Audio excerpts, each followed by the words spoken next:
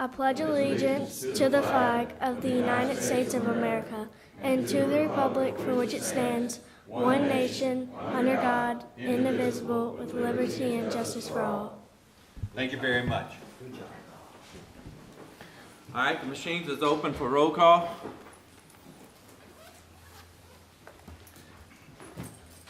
All right. We have a quorum, and I will let you know that Ms. Ricky Loop, mother is in the hospital, and he is at the hospital with her, but he says that she is doing okay. And Mr. Kirk Elaine has contacted us and let us know that he would not be able to be at the meeting tonight. All right. Item number 4, approval of the minutes from the March 14, 2019 regular meeting. I got a motion by Barry Huggins, seconded by Charlene Garden, to approve the minutes of the March 14th meeting. Is there any questions? Any questions? Seeing none, the machine is open to vote for approval. Motion passes. Item number 5, considering amendments to the agenda, and we have 1A, a resolution of West Baton Rouge Parish Council in opposition of all proposed legislation that transfers the administration and collection of local sales and use taxes to the Louisiana Department of Revenue. This will have to take a unanimous vote to amend the agenda. I have a motion by Phil Porto, Charlene Garden, second. Like I say, it has to be a unanimous vote to amend the agenda. So the machine is open to vote to amend the agenda. Motion passes. Item number 6, Parish President's Report. Mr. Berthelot. Yes. Thank you, Mr. Chairman, council members, good evening. See where I'm gonna start today. Actually, I have 2 proclamations, and I'll try to get those out the way. It's something that we do every year. The first one's about the Fair Housing Month, and no one's here to do this, get this proclamation. So what I'll do is I'll just hand it for the record and kind of talk about it. But it's something that they do. It has to do with a lot of their grants, and it's part of what they need to fill every week. But we do hereby proclaim the month of April 2019 as Fair Housing Month. And I also have Anthony Summers here, and we're going to take the National Telecommunicators Week, which is a proclamation that we do every year, which we declare April 15th through the 19th as National Telecommunications Week, and we're going to actually take this proclamation and meet with a group of the telecommunicators at the 911 center, and we'll do with the proclamation. We'll take a picture over there, and so we'll send it to the local media on that. I got a call from Cedric Richmond, our congressman on the south end of our parish, and he's invited me, and if anybody want to tag along, it's April the 24th. It's in New Orleans. They have a meeting with all the railroads where we're going to have a committee. He actually has 10 different railroads going to be represented there, and we're going to talk about everything from drainage issues, leaving trash on the side of the railroad track, crossings, whatever we have to deal with railroads. And so he's inviting all the parishes that's in his district, which is pretty much from West Baton Rouge all the way down the river to New Orleans. I do want to discuss another issue with you. I sent it in your packet, and we had talked about this a couple years ago, and we're talking about a early voting site on the south end of the parish. We had kind of came up with this a couple years because of the traffic issues and on the south end of the parish, and it's growing that we would like to have a early voting precinct polling place. Anyone in the parish can stop and vote over there. It's not just something for the south, but it's people who may work on the south end can't get back over the bridge in time to early vote. It'll be a week long every year. The cost is about $16,500 plus the people that we're gonna need to staff the meeting. That $16,000 is not all reoccurring because part of it is computers and things we need to set up the office with. So I'm kind of looking for consensus if y'all don't want to do it, but if we get kind of rolling and Philip would have to do a budget amendment, we have to introduce all that. But I think perhaps if unless we got some objection to it, I could do all the due diligence and have this thing ready and possibly have this thing open for the October election. How about the register of voters, where they're at on this, and the state, where do they stand on this? Because I don't know of many parishes that have two of them. That's the only thing that my concern is. If it was a one-day thing, like you only had one day to vote, I can totally understand having to have that. Yeah. But being it's a 7-day, they changed everything to where now you 7 days on absentee voting. I'm just trying to wonder what's the state and what's the register of voters. Okay. I wouldn't even brought it to you if I wouldn't had them, you know, that was on the same page with us. We did talk to Kyle Ordowan, who's the Secretary of State, and he's in favor of it. We tried it a couple of years ago, and Tom Shetler, the Secretary of State at that time, he was kind of didn't want it. He wants to hold up and wait. And I did talk to Corey, our registered voters, and the state is going to require us to have one of the state employees, the registered voter or the deputy. One's got to be at each one of these polling places. They got to have at least one state person there for those two things. And so we have two, and so they'll be working some longer hours than normal probably. It's probably going to cost us a little bit of overtime, but they both state employees that we supplement their salary, and we may end up have to pitch in a little money. That's not including that $16,000. But Corey's in favor of it. Mark Graffio, he did all the due diligence, and Mark is kind of think it's a good idea to do it, but you know we could do it. But, yeah. But it's kind of up to y'all. But everybody's on board with it. My only thoughts are, I guess I'd like to ask Corey or someone about it, is I guess you'd have X number of voting machines at that area, and X number of voting machines here, and whenever it comes time to opening the machines, do they move them machines? In the breakdown I gave you, that's in your packet. In this packet, we actually buying 2 new voting machines, or I think it's 2. It might be 3. These.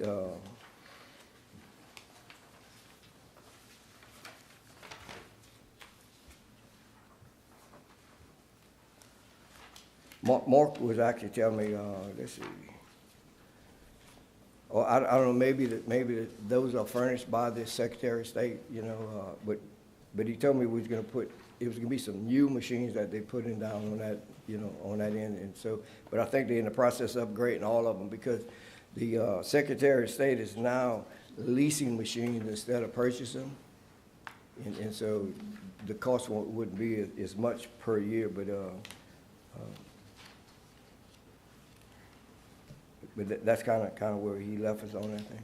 Yeah, I was just wondering. But I don't mind having a little meeting. If a few of y'all Yeah. want to come together, we'll sit down with Corey, we'll get Kyle to come and, I'd like to do and that. discuss it further. But I just, you know, we don't have to have it ready for this fall if we don't, but I don't know what's the time limit. And I'll have to discuss that with her, see when is the deadline, but we have to make some type of ordinance or resolution in Right. order to make this thing official. Yeah, okay, if we could get a meeting, see when they could do the earliest meeting they can have. Okay. All right. I'll set that up, and I'll go through Michelle, and we'll get that set up, and whoever want to attend, we could talk about that. The traffic issues, you know, we've been through, going on 2 weeks of hell, you know, with the Intercoastal Bridge. You know, once it was hit by the dump truck, they closed down one lane. They were just doing it at night, but now they're doing it all day and all night, and traffic has backed up very severely. But the light at the end of the tunnel is, I had a conference call yesterday with a couple of the state representatives, Sean Wilson. We were on the phone, and the beam is straight that the dump truck hit, and they got it jacked up. It's in place. They put the girder on it to brace it. They fabricated a new girder. And they may have to jack it up a little bit more, but if it's not, they got probably about a 1/2 inch crack between the iron and the cement, and I think they're gonna inject some epoxy into it, and they're gonna try to do that over the weekend, weather permitting, and so it's looked like maybe early next week, you know, this thing to be back open to 2 lanes in both directions, you know, so, and it's only be closed at night in, you know, it's one direction at a time. But the good part, I guess, that came out of this by being able to work full-time, you know, day and night on the road. You know, this thing was supposed to end sometime at end of May to June, and now he seemed to think that we have enough work done that we may be able to be finished like by the end of April. So he says 3 to 4 weeks, so we get it done by the end of April, so it shortens our time, you know, but it was, and it still is a terrible situation.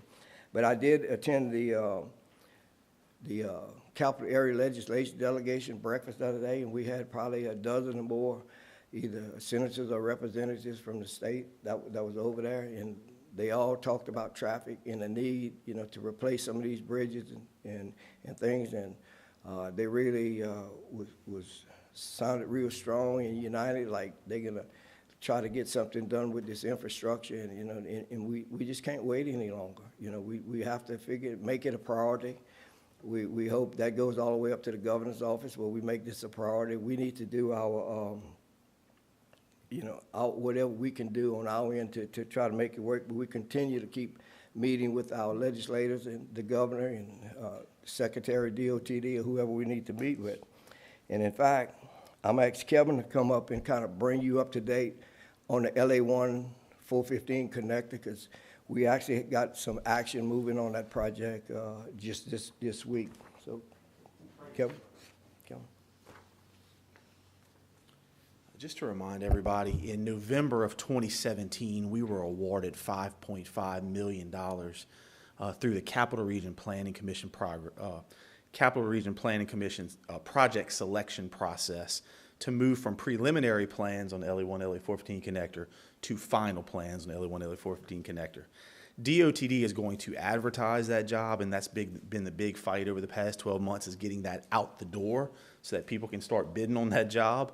The latest updates we have is that they are releasing the surveying portion of that. It's about a $250,000 surveying contract to update the survey work we did in the preliminary plans to final plan status. I believe some of those survey results didn't quite meet, excuse me, what DOTD requires on final plans. So we actually cut a check to DOTD yesterday, and we are in process of hand delivering that over to DOTD so they can go ahead and cut the surveying portion loose. Anna Hanks is the project manager there. I know Anna very well. I expect within the next 30 to 60 days, they'll be getting that contract out the door so they can start doing final design on that project. We're also talking about some geotech work that was done during the preliminary plans. They can reuse a lot of that information as part of their final plans. So again, survey work should begin soon on that project. I'll be happy to answer any questions.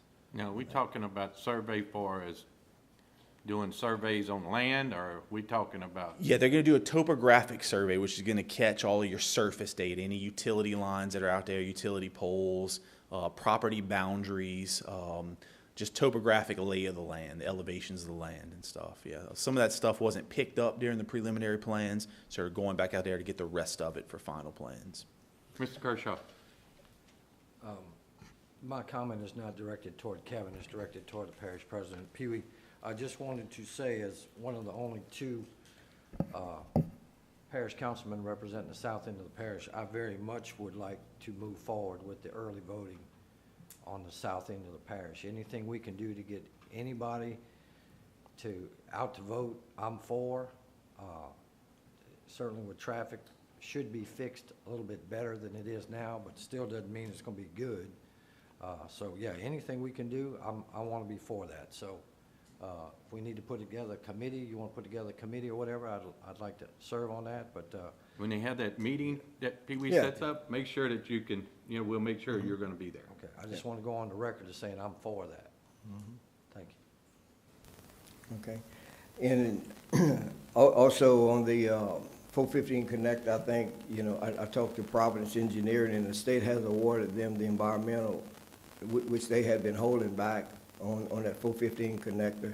And so I think they fix to move forward with that as well while we're doing the survey. And the survey is actually gonna give us some right-of-way maps, you know, so that's part of the agreement we have with the state on this thing, that we would get the properties and the right-of-ways, you know, so, but I can't do without that map, and so that's, this survey is gonna do a lot of that. I'll be glad to answer any other questions. Pee Wee, I contacted Michelle the other day because I was wanting to see if they have put together, if the governor has put together a capital outlay budget for this coming year, because I'd like to look at that capital outlay budget to see what is being put in there, if something for the LA 1415 connector is being put in there for that.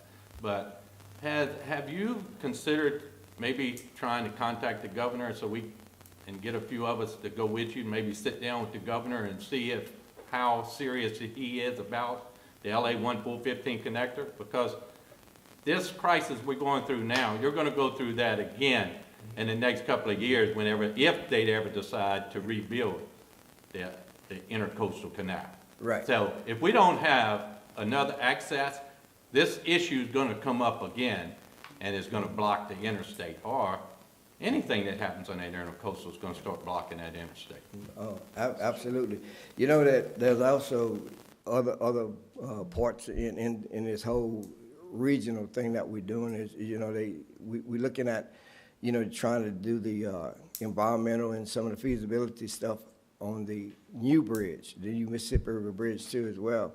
And I did talk to Sean Wilson, and they try to get $5 million. I talked to Rick Ward. I even mentioned it to the governor when I had spoke to him a while back. But I can try to see if we can get a meeting if he would like to talk. But you know, he's probably easy to get in touch with during this campaign season. You know, so to see where we are. But we need you know, the governor on board with the new bridge and the Intercoastal Canal Bridge. You know, it's something that has to be happening. We've been talking about it a long time. In fact, we are going to attend a seminar or workshop with Dino with emergency preparedness and stuff. And one of the topics of the meeting is that we all have a Sunshine Bridge, you know, because when the boat hit Sunshine Bridge, what do?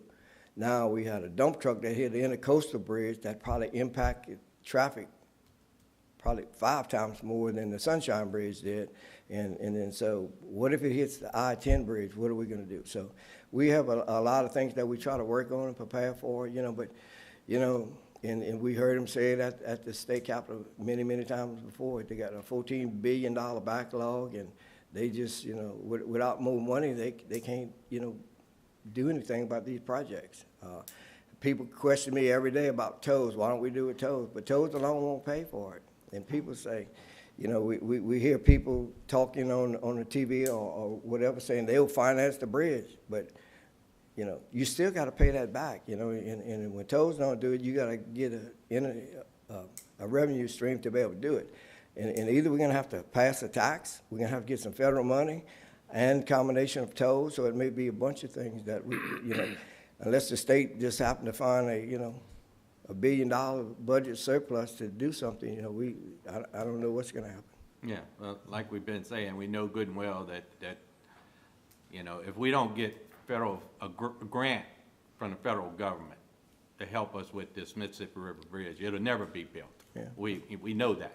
Yeah. And since the president just sent down what his infrastructure was going to be, instead of $1 trillion, it's going to drop down to $500 billion.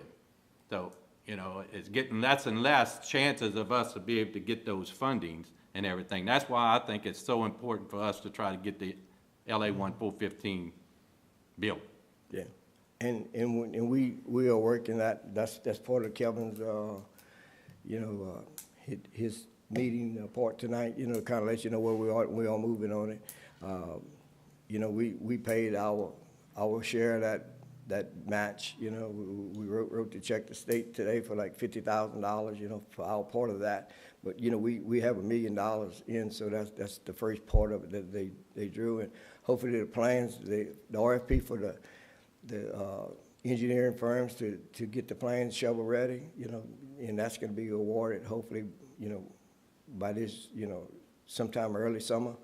And so those engineers get to working on it, and, but till we get a revenue stream, it don't matter if we have the plans in our hand right now. If we have them, we gotta have some money to pay for it. But I'll see what I can do about arranging a meeting. Good.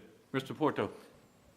I just wanted to say, Pee Wee, in the paper, I think yesterday, it was Senator Rick Ward said, this is just an example of what a little incident on the Intercoastal Bridge, how fragile our infrastructure and traffic issues are here. One incident on a bridge in our parish backs up the Mississippi River Bridge for miles in both directions, backs up LA 1 in both directions.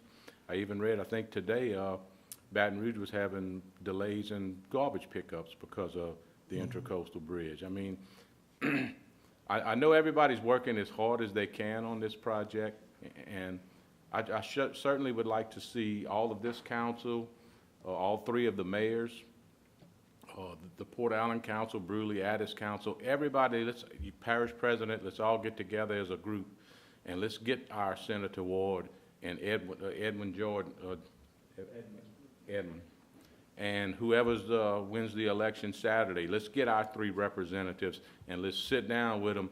I'm sure they know the importance of this situation, but we just need to hammer it, and this is an opportunity now that it proves to me that you cannot do any type of construction issue on that Intercoastal Bridge without the LA 1415 bypass, without the connector, without having a way to bypass it. It just backs up, and it's inconveniencing a lot of people's lives, a lot more than just in our parish. And I'm not saying anything that everybody doesn't already know. I just wanted to get it in the record that I think we need to all get together and get with our delegation over in Baton Rouge, and let's hammer them. Absolutely, and I can tell you, I've been there quite a few times with our capital area delegation and others, you know, you know, I mean, we're on a first name basis, you know, and they don't call me president, they call me Pee Wee, you know, just like everybody else, you know, and so, but we do have some revenue issues that they're gonna have to try to solve. And Steve Carter said at that meeting, you know, like, we need to make this a priority, you know, above anything. Mr. Huggins? Well, that's what I wanted to say, Pee Wee, is I think the 415 connector needs to be a priority. A new bridge over the Mississippi River would be nice, but we don't have one now. If we lose the access to the south end of the parish, because, you know, we had a truck that had a wreck a few years ago on the ramp going onto the Mississippi River Bridge. It's a gasoline truck. And the fire burned so hot that it ruined the pavement, and they had to tear it out. And it was, as I recall, 6 months or so. They had to do precast concrete and age it and then put that back in place and pour the pavement. And I think we're very lucky that we were able to get through this in, what's it going to be, 3 weeks, a little over 3 weeks, which is about half the time that they thought that it might take. So the connector is doable in what, a couple of 3 years, once we get started. Yeah. The Mississippi River Bridge is a 20-year project. Yeah.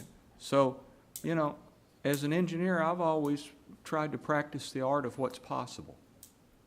And that's possible, it's doable in a short period of time. And the other thing we have to look at is what's the benefit ratio compared to what it costs. Just seems to me like having a second way over the Intercoastal Canal is a lot greater benefit for the amount of money we're going to spend. Not to say that a new bridge over the Mississippi River wouldn't be of great benefit as well, but that's $1 billion plus the approaches on either side and all the connecting roads.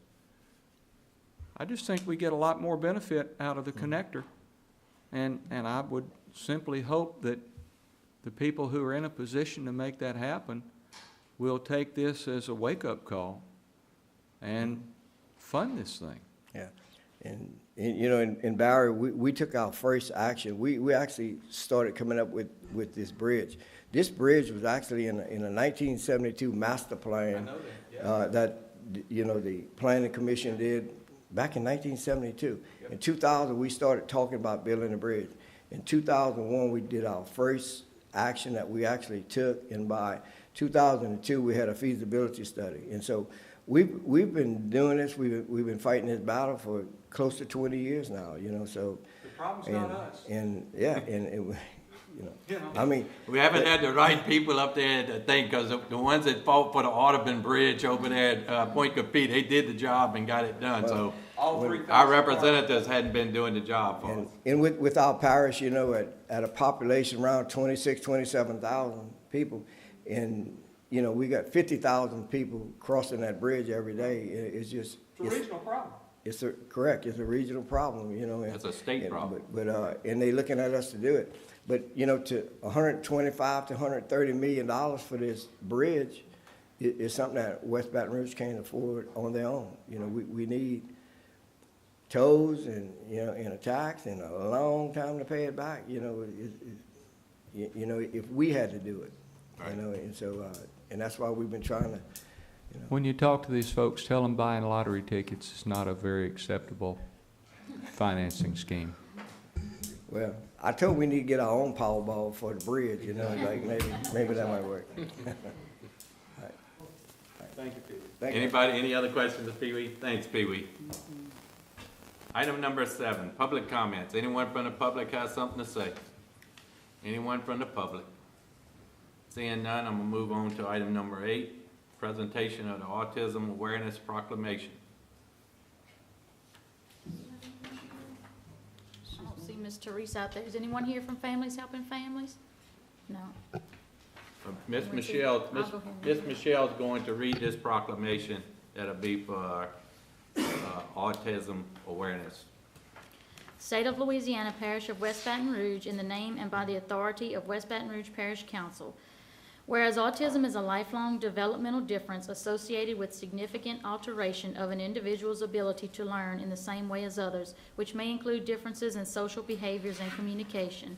And whereas autism, also known as autism spectrum disorder, affects people regardless of race, religion, socioeconomic status, or geography. And whereas the incidence of autism in the United States is approximately 1 in 59, according to the Centers for Disease Control and Prevention. And whereas evidence suggests autism is the result of neurological anomalies affecting the functioning of the brain, and few members of the general public understand this complex syndrome. And whereas persons with autism can be helped to reach their greatest potential and accurate early diagnosis and the resulting appropriate education and interventions, as well as community acceptance and accommodations, are vital to the future growth and development of the individual.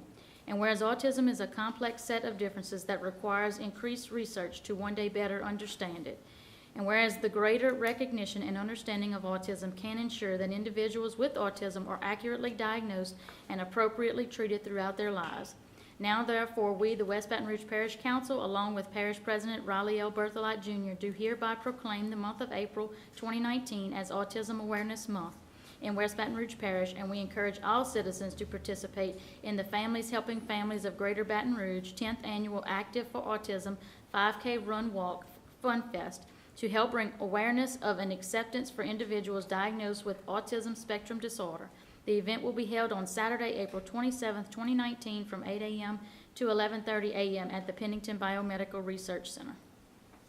Thank you very much. And we will get that proclamation to them. Yes.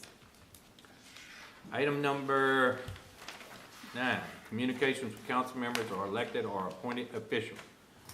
Mr. Burgoyne. Members of the council, do my due diligence on my monthly reports to you. Again, I'm asking you, read these reports. If you have any questions, talk to me. Don't put a whole lot of stock in this, because, for instance, looking at these reports, last year, we didn't pay the general liability and property insurance in February, which is a big ticket item. We paid it in February this year. So you may see where the numbers are a little higher this year than they were last year. By May, these numbers are going to become more readable or understanding to you, or at least make more sense on the report. Had an extra pay period in the first part of the year so far, where we didn't have it till later in the first part of the year. So read them. Got questions, you can come and ask me. Call me. You know, Thank you, Philip. Any other appointed or elected officials? Ms. Good Pam? afternoon. How are y'all? I just wanted to give y'all an update of where we stand. We're hoping that the Lane Christensen will be moving in within the next 2 weeks for us to start our test well. over at the Lewis Mook Arena, so hopefully within the next 2 weeks, we'll get that started. I did want to let y'all know that we actually got our permit for the 20-inch water line. It's submitted to the state today, so everything is going very good and things are on target. Anybody have any questions? You know what? I don't have a question on that, but I do have a question. I mean, I'm sure Barry's gonna maybe talk a little bit, but how much is that groundwater gonna increase for the West Baton Rouge? Would you know the number? No, sir, I do not, not offhand, off the top of my head, I do not. But I know it's going to be quite a bit. Yes, sir. Well, not really. What do we pump a day? About 6 million gallons? Probably, That's about all. probably. It's gonna increase us about $60 a day for the parish. $60 a day? A day. A day. So So that's that's- a year. How much is that, Philip? You $7,200 a year. And industry is taking 80% of that? 21,900 Oh, okay, yeah, a year. yeah. And industry takes 80%, 75% of that water? No, sir,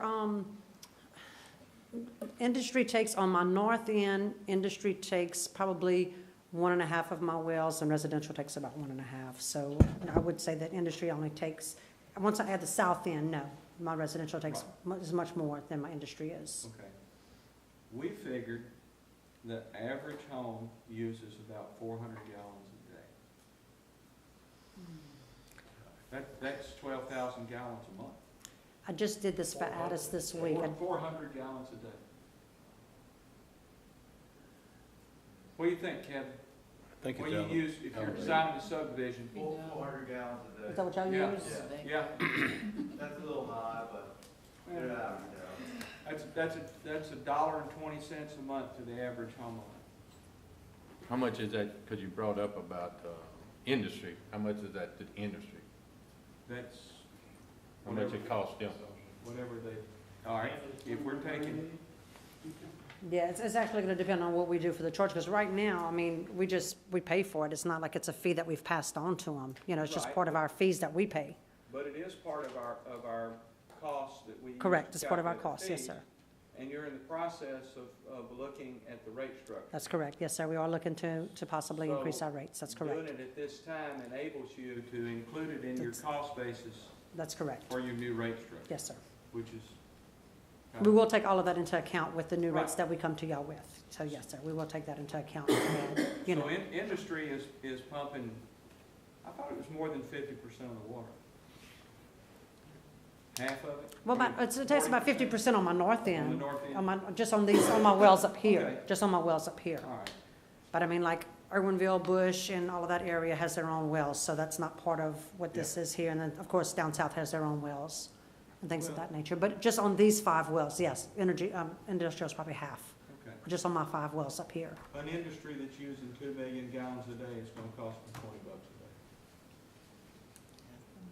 Well, let me ask a question. I mean, Port Allen has their own water system. Yes, sir. So does Port Allen have to pay their share? Yes, sir. So. It's strictly so based on how much we Theirs is not sell. included in on our No, sir. 21,000 or whatever. We report to Capital Area Groundwater quarterly how much water we sell. Every quarter, we report to them how much we actually sell. Okay, so it's gonna cost us an extra 21,000, so how much is it costing us today, so that I can add that together? 21,000. I was gonna say, right now, we're spending probably around 20,000 a year. So in other words, it's gonna be $42,000 a year. In round numbers.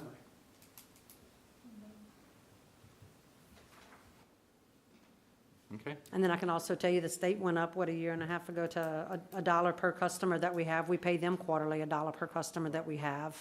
That's So DHH. I'm sorry? That's DHH. DHH, yes, sir. Department of Health. You know, which was another increase. It was 27 cents, I mean, it was $3.27 a customer. Now it's $12 a customer per year. And so when you've got 10,000 customers, you know, 10,000 meters.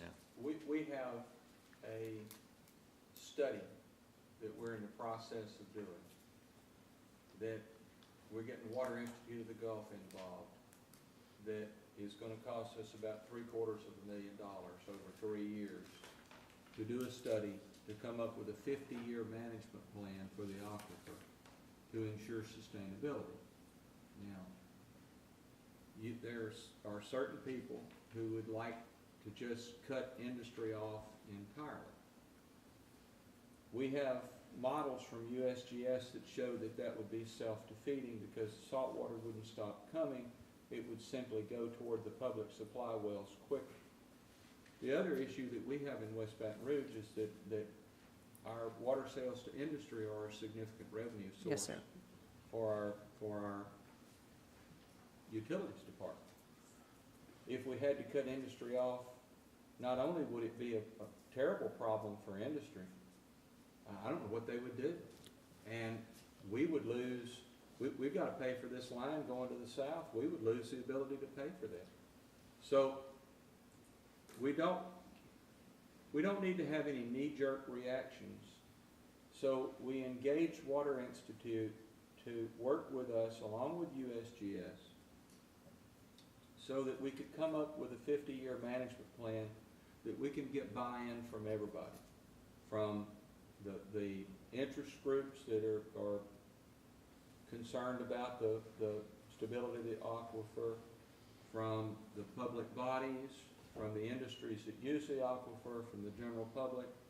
This is what we're trying to do. But it costs money to do that, and we just lost 25 million gallons a day worth of revenue because of the closure of Georgia Pacific. You know, that's one of those, the good news is Georgia Pacific's going to be taking 25 million gallons a day less groundwater. The bad news is Georgia Pacific's going to be taking 25 million gallons a day less groundwater, and so we don't have that income coming in anymore to pay for these studies and to pay for our management activities. So what we decided to do was just bite the bullet and raise the fee so that we could do the study.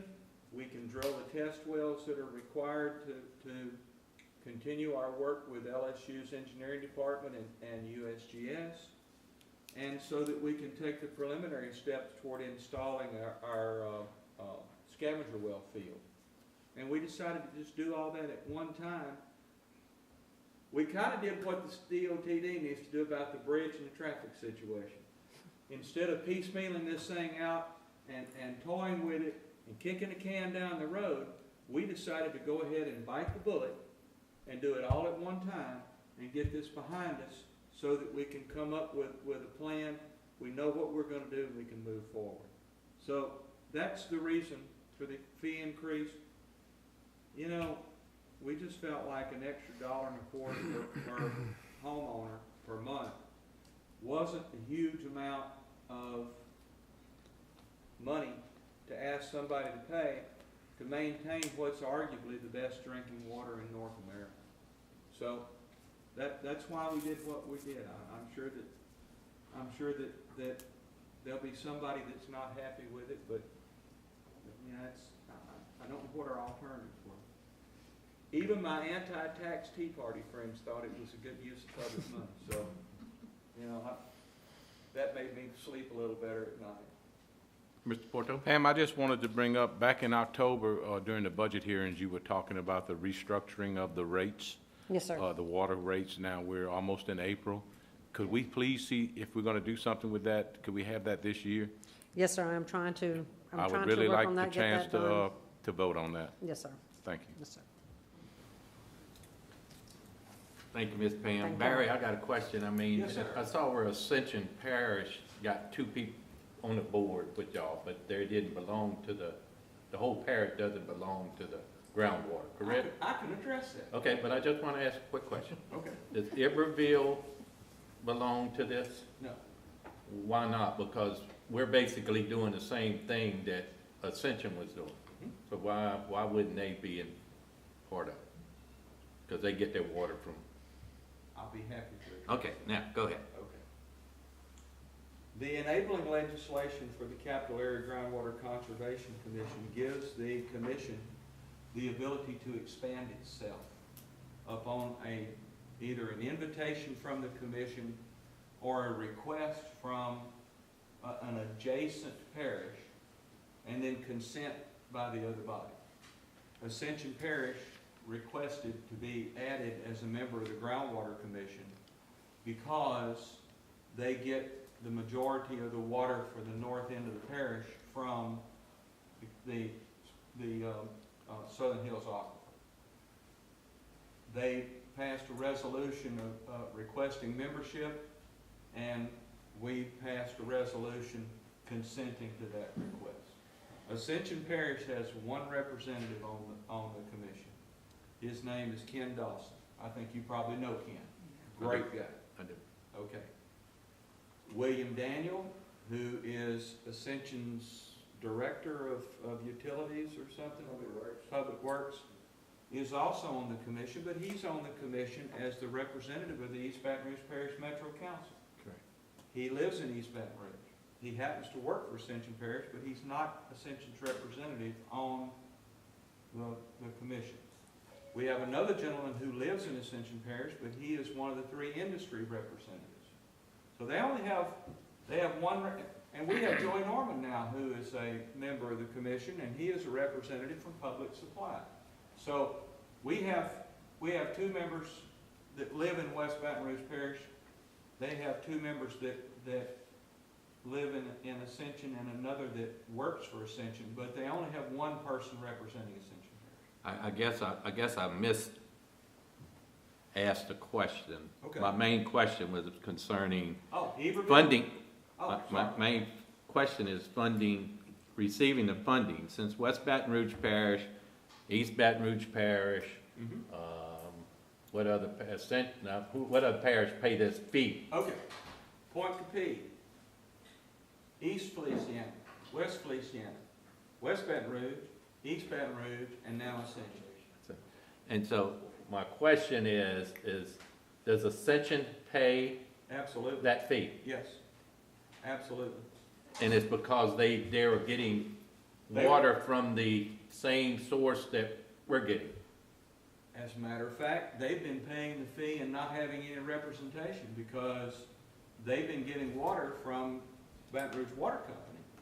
And because the wells the Baton Rouge Water Company has been producing are in East Baton Rouge Parish, they've been having to pay the fee, but they didn't, because it doesn't matter where the water went. The water was produced in East Baton Rouge Parish, so they had to pay the fee. So that was why they requested membership. There are maybe as many as 100 wells that industry operates in Ascension that are going to be added to the regulated wells that will begin to pay that fee. And to address the issue of Iberville Parish has not made a request to be added to the commission. Well, if I didn't have to pay the funding, I wouldn't ask to be on the commission either. But they are. They pay the well that City of Plaquemine has at the locks. They absolutely pay that fee. We get a report and a check every quarter from Iberville Parish for that well. So, Iberville Parish gets, I'm gonna say probably, help me out, Kevin, 90%, 95% of their water from the Intercoastal Canal. Yeah, Intercoastal in the back, and it's the City of Plaquemine that has the wells by the locks. Right. You get a check from Plaquemine. Yeah, check from City of Plaquemine. okay, any other questions? All right. Any other comments from any other council members or anyone? Seeing none, we'll move on to item number 10, public hearing on previously introduced ordinances, and must not have any. Item number 11, consider status report, change orders, or other matters as required on current projects. A, accept or reject the bid recommendation for the 2019 asphalt road rehabilitation. Okay, Mr. Kevin. Yes, sir, thanks. On Tuesday, March 19th, we received 3 bids on the road program for 2019. Barrier Construction of Baton Rouge was the low bid at $847,713.20, and it's in the budget, and we make a recommendation that it be awarded.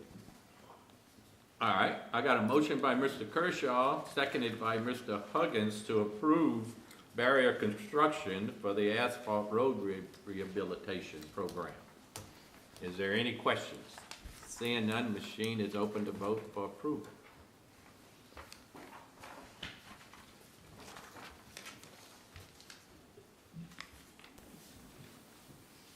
All right.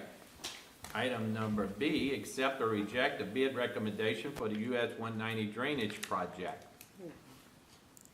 Okay, also, last week on, March 21st, last Thursday, we received 6 bids on the, drainage work on US Highway 190. That's putting in, 36-inch cross drains to parallel existing cross drains in 2 areas.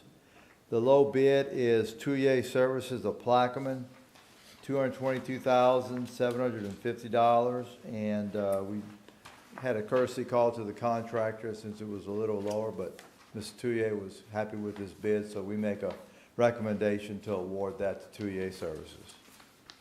All right, I have a motion by Barry Huggins, seconded by Phil Quarto, to approve the US Highway 190 drainage improvements to Touye Services. Is there any question? Seeing none, machine is open to vote for approval. Item number C, accept or reject the bid recommendation for the drainage department dump truck. Mr. Jason Minogue. Yes, sir, Mr. Chairman. In front of you, all of you should have in your package the memo with our recommendation, the administration's recommendation. This is for a 12 to 14-yard dump truck for our drainage department. We had 3 bids. The low bidder was All Truck, which is a Western Star truck.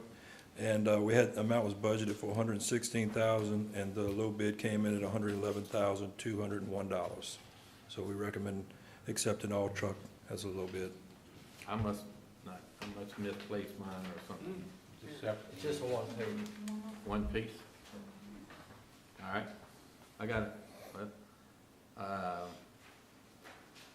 So do I have a motion? I got a motion by Mr. Kershaw, seconded by Mr. Barry Huggins, to approve the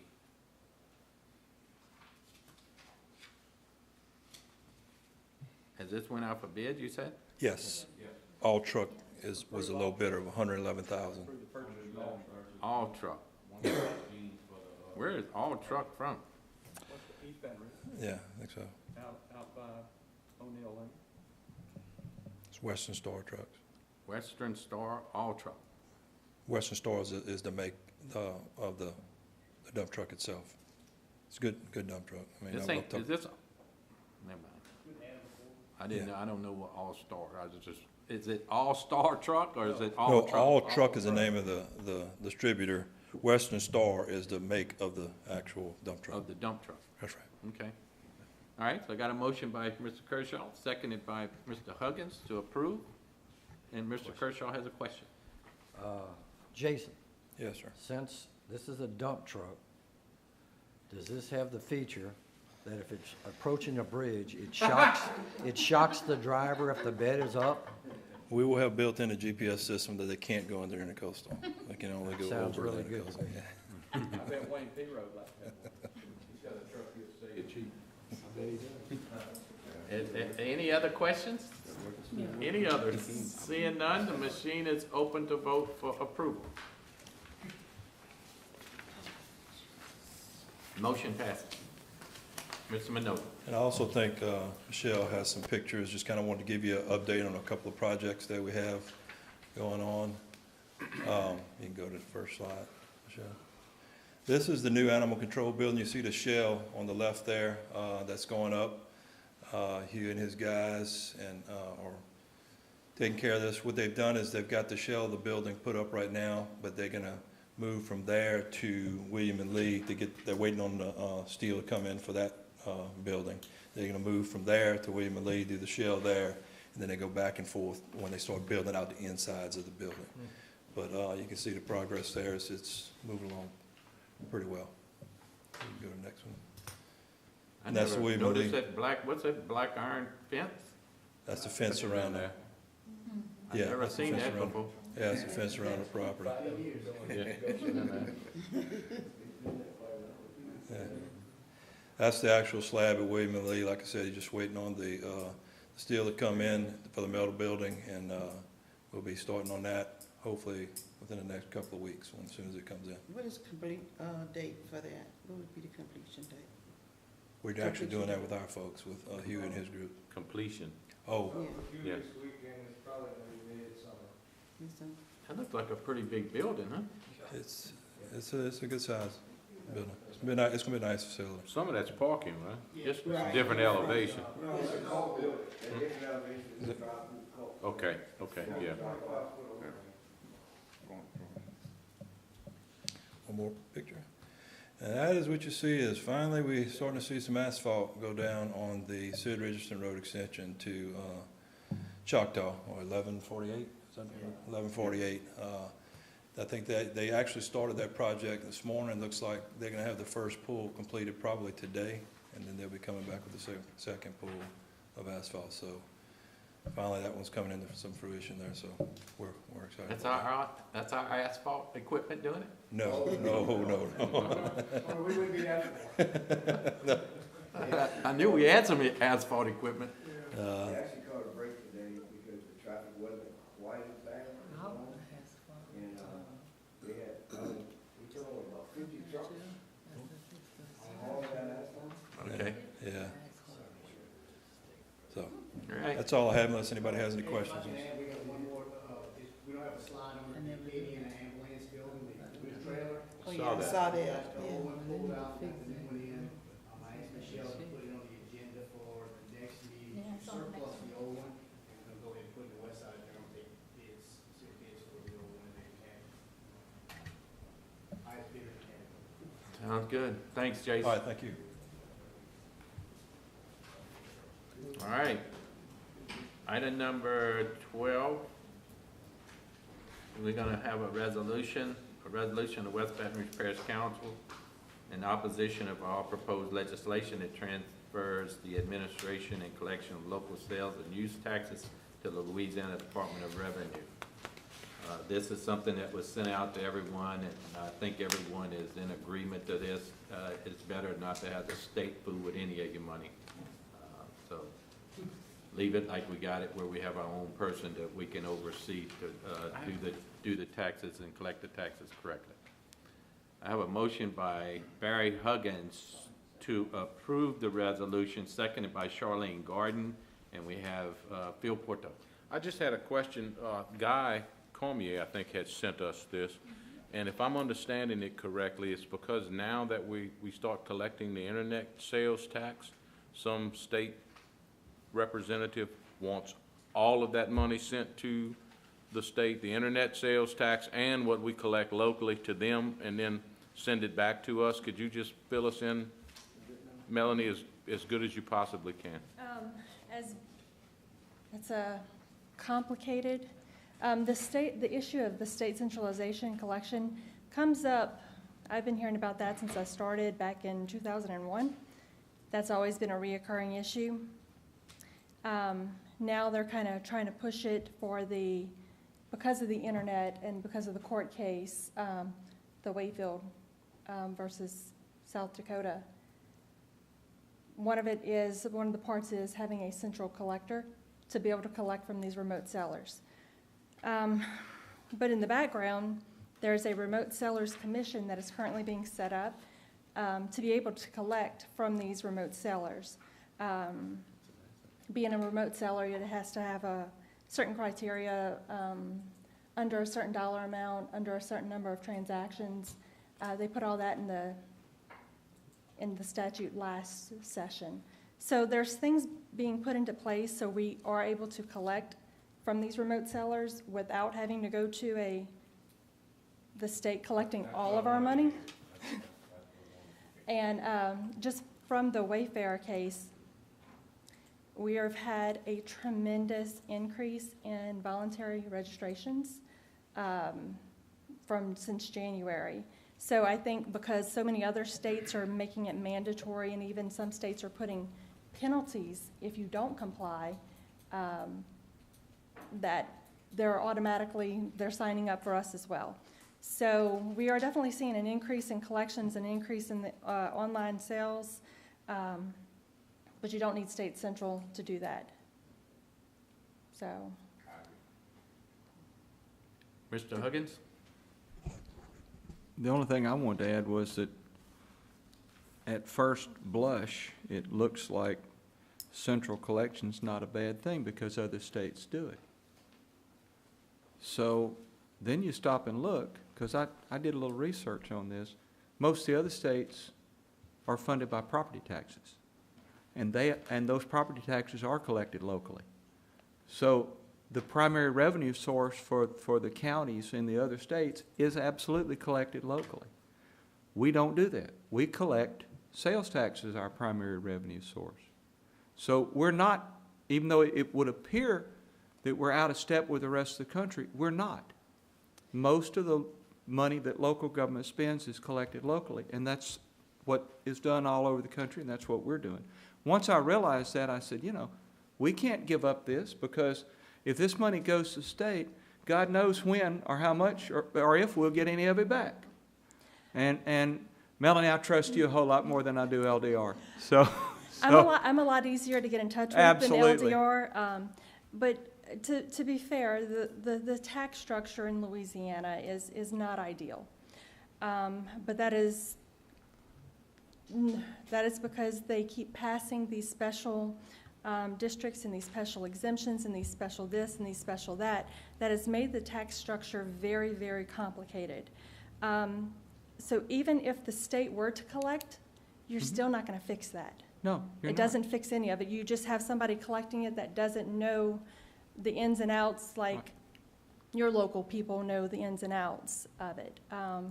So it doesn't fix the larger problem on the how it's not the easiest state to do business in. Well- I think we're voted 49th and friendliest. I think you're right. Colorado is the only one that has us beat. But the fact of the matter is, that's something that's totally out of our control. Exactly. And so now we're back to the art of the possible. And collecting local is possible for us. We've been doing it for years. It works for us.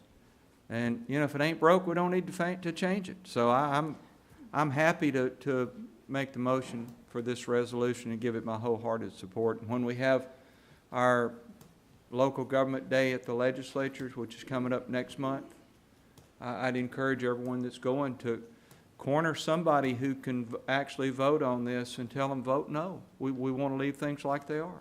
Hopefully it'll be killed before then. Let's hope it gets killed in committee, or Correct. maybe we'll be fortunate enough it never even comes up, because Tanner McGee will see that he doesn't have any support and he'll pull his bill. Administrator, Mr. Pee Wee. You I'm know, sorry. God called me, he wanted, and so Melanie's actually serving on a committee that's addressing this along with the tax. It's another committee. It's a Streamline and Modernization Committee, which is set up by Representative Stokes to try and make the tax laws a little bit more uniform across the board, and it's a work in progress. We have a meeting next. I represent the police jury on that committee. Actually, she gladly accepted. But, Couldn't give that away to anybody. Just trying to tell you where we are, you know, like, last year, we collected, $437,000 in online retail. A few years ago, we wasn't getting rid of anything, not even worth mentioning. And so far today, we collected like 106, and we like 38% above where we were last year this time. And so we getting better and better.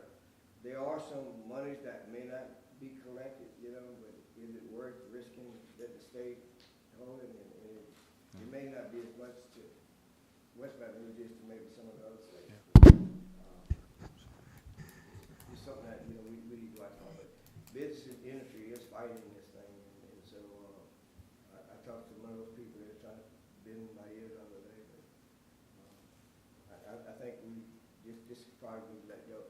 At least what we tell them, the people, is let this committee finish their due diligence before they end up voting on anything. So I think the bill is going to be probably killed. Well, you know, I would, if I may fish, please, I would say one thing.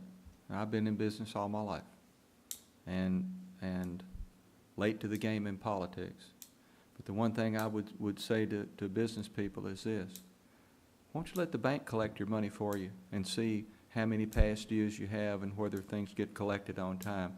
You know, I can promise you there's nobody in business that's going to farm that out to somebody else. So it's pretty disingenuous to me for somebody in business to want us to farm this out to somebody else, because, you know, what are we doing up here? We're doing the people's business. And we have a responsibility to the folks to do this in the best manner that we can. And the best manner we can is to do what we've been doing and collect it locally, because it works.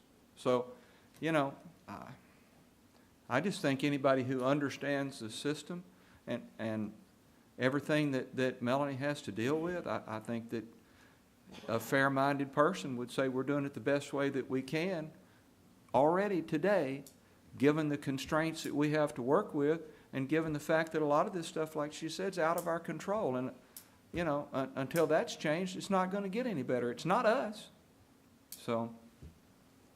Also, the school board administration is actually opposing the bill, and I think the Police Jury Association is opposing the bill. The Sheriff's Association, I mean, on the they, flip side, we'll let the state collector, we might get twice as much as we're supposed to get, like they did with the state tax returns. Right. I wouldn't bet we get to keep it. Mr. Kershaw. Melanie, tell me or explain to me what the group that Roger Bergeron heads up, how does that fit into this? He is the executive director of the Louisiana Association. My mind just went blank. Well, that's okay. But tell me what their function is. Their Is it function to help this is- or fight this? Is to unify the locals, is to get, to make it easier, I guess, for,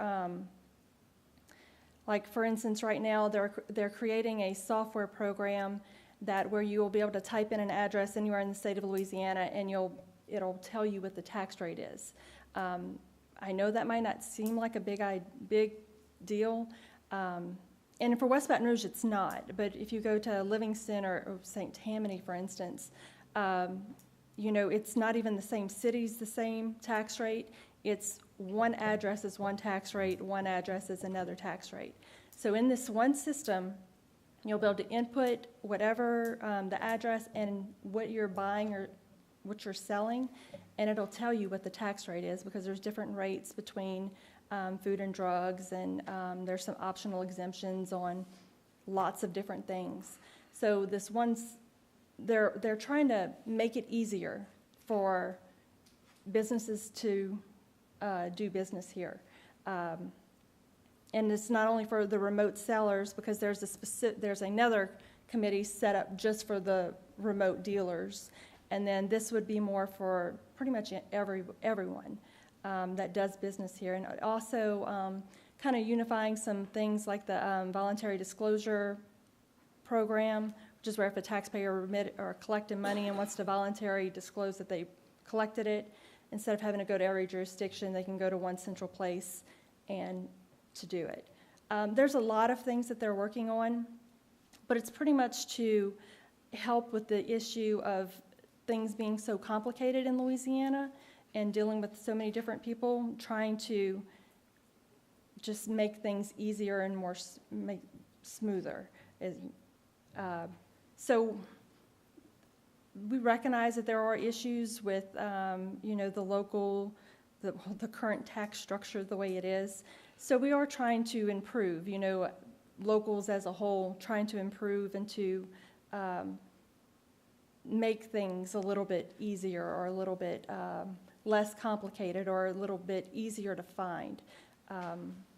Because all of this stuff, you have a lot of parishes that might not even know if they exempt, or you might not be able to get in touch with someone that knows if they exempt custom software. You know, they're working on just kind of gathering information, just putting policies and a lot of things. If anyone has a specific questions or want to go into detail on the it's Louisiana Uniform Local Sales Tax Board. That's the name of it. There is also the Remote Sellers Commission. There's also the Streamline and Modernization Commission or Committee.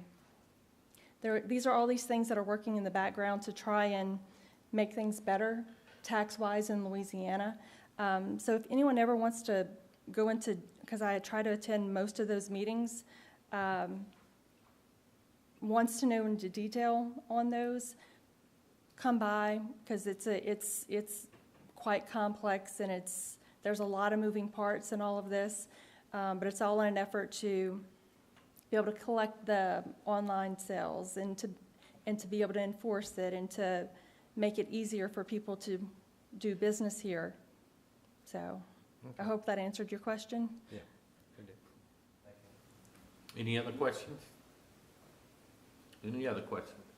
Seeing none, I got a motion on the floor by Barry Huggins, seconded by Ms. Charlene Garden, to approve the resolution of opposing the legislation.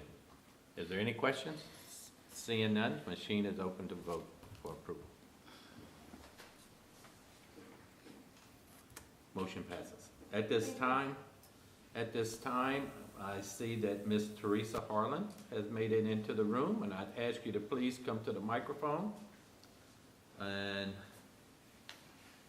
Mr. Berthelot, she is with autism. Would you mind presenting the proclamation?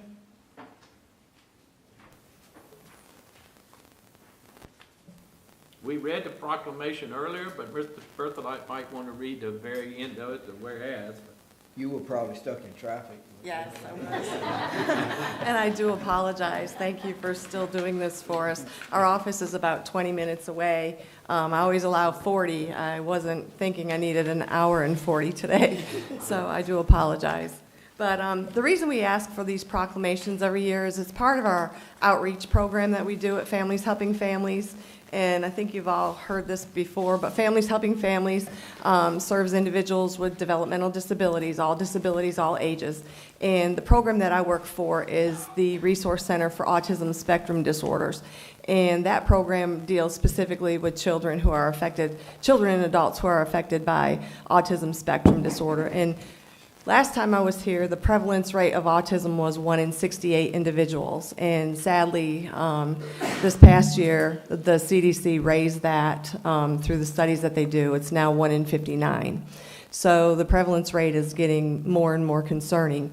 And so we're trying to reach as many families as we can. And by doing these proclamations, we like to take a picture, we put it in the newspaper, and right after we get the proclamation out there and in the public, we put it on social media, we'll see a spike in the number of families that are reaching out to our center from that particular area. So that's why I keep calling and asking for these year after year.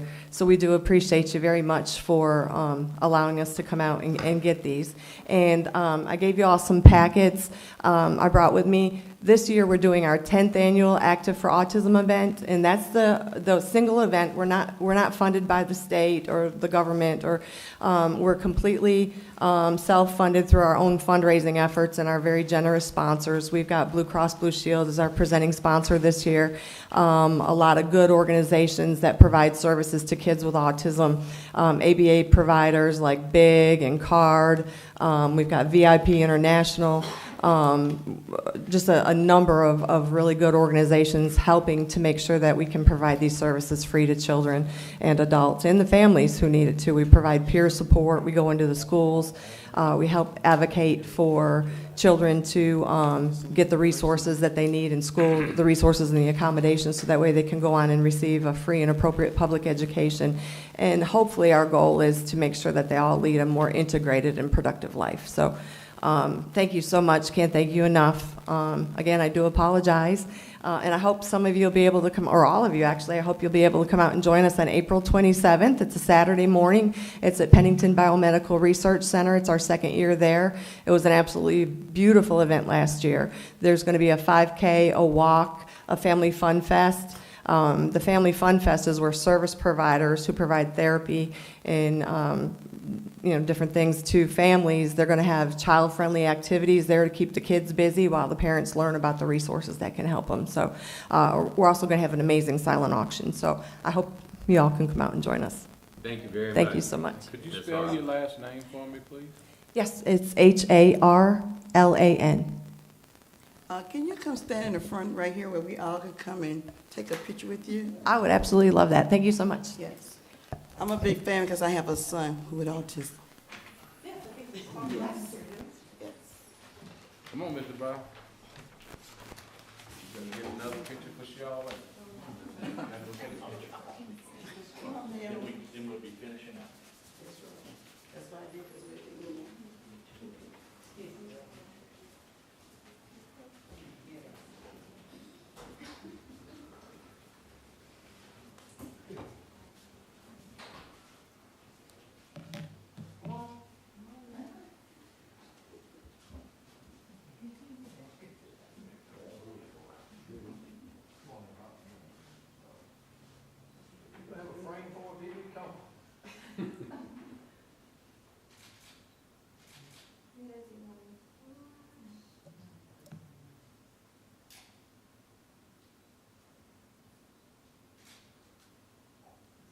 Good?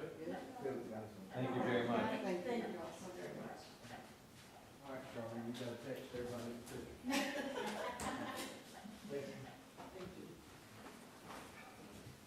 Now, that's a good exercise, you guys. We sitting on.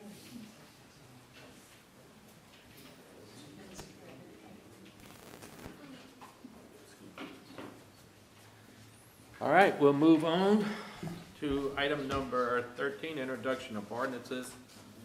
And I don't believe we have any. They'd already been advertised and be ready for the next meeting. Item 14, consider subdivision plats, condemnation waivers, and matters related thereto. And I don't think we have anything on that Kevin had told me. Item number 15, correspondence report. Our correspondence is, the next planning and zoning meeting is scheduled Tuesday, April 2nd at 5:30 PM. Our next quarterly fire board meeting is Thursday, April 11th at 5:15, guys, so everybody got to be here a little bit earlier next meeting. And I will send you a reminder. And our next council meeting, of course, is Thursday, April 11th at 5:30 PM. With that, that is going to be it. I appreciate everyone coming out tonight, and we have a motion to adjourn by Mr. Kershaw. Thank y'all very much. Okay, you know, here it is.